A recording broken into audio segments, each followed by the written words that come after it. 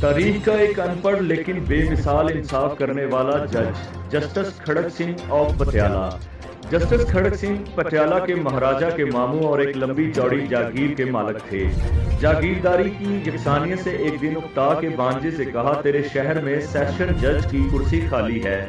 इस दौर में सेशन जज की कुर्सी का ऑर्डर वाइसराय जारी करते थे, तो लॉर्ड साहब के नाम चिट्ठी लिख दे और मैं सेशन जजी का परवाना ले आता हूँ। महाराजा से चिट्ठी लिखवाकर मोहर लगवाकर मामू लॉर्ड साहब के सामने हाजिर हुए। वाइसराय ने पूछा, नाम? बोले खड़क सिंह। तालीम? बोले क्यों सरकार, मैं कोई स्कूल में बच्चे पढ़ाने का ऑर्डर लेने आया हूँ। वाइसराय हंसे, बोले सरदार जी, कानून की तालीम का पूछा है। आखिर आपने अच्छे बुरों के दरमियान तमीज करनी है, अच्छों को छोड़ना है, बुरों को सजा देनी है। खड़क सिंह मूंछों को ताव देकर बोले, सरकार, इतनी सी बात के लिए गदा भर वजन की किताबों की क्या जरूरत है। ये काम मैं बरसों से पंचायत में करता आया हूँ और एक नजर में अच्छे बुरे की तामीज कर लेता हूँ। वाइसराय ने ये सोचकर कि अब कौन महाराजा और महाराजा के मामू से उलझे, जिसने सिफारिश की है वही इसे भुगते,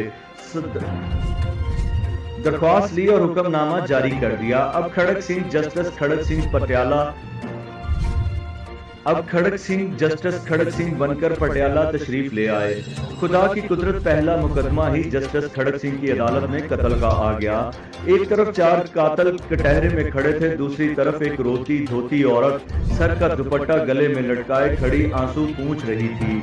जस्टिस खड़क सिंह ने कुर्सी पर बैठने से पहले दोनों तरफ खड़े लोगों को अच्छी तरह देख लिया। इतने में पुलिस ऑफिसर आगे बढ़ा और जस्टिस खड़क सिंह के सामने कुछ कागजात रखे और कहा, माई लॉर्ड, ये औरत क्रांति कौर है और इसका कहना है कि इन चारों ने मिलकर इसकी आंखों के सामने इसके खाबंद का खून किया है। क्यों माई? जस्टिस खड़क सिंह ने पुलिस अफसर की बात भी पूरी नहीं सुनी और औरत से पूछने लगे, कैसे मारा था? औरत बोली, सरकार, जो दाएं तरफ खड़ा है इसके हाथ में बर्छा था, दरमियान वाला कस्सी लेकर आया था और बाकी दोनों के हाथ में लाठियां थीं। ये चारों कमाद के ओले से अचानक निकले और मारामारी शुरू कर दी। इन जालिमों ने मेरे सर के ताज को जान से मार दिया। जस्टिस खड़क सिंह ने मूंछों को ताव देकर गुस्से से चारों मुलजमों को देखा और कहा, क्यों भाई, तुमने बंदा मार दिया? ना जी ना, मेरे हाथ में तो बेलचा था, किसी ने कहा।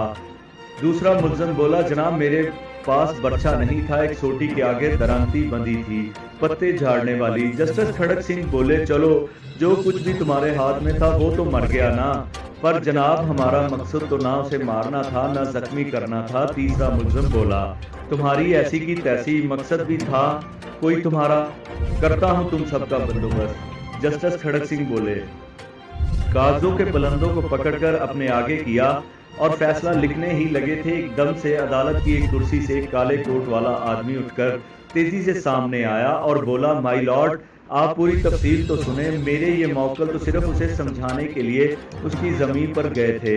वैसे वो जमीन भी अभी मरने वाले के नाम मुंतकिल नहीं, उसके मरे बाप से इन हाथ में तो सिर्फ डंडे थे। डंडे भी कहाँ, वो तो कमाल से तोड़े हुए गन्ने थे। फिर 1 मिनट जस्टिस खड़क सिंह ने काले कोट वाले को रोका और पुलिस अफसर को बुलाकर पूछा, ये काले कोट वाला कौन है?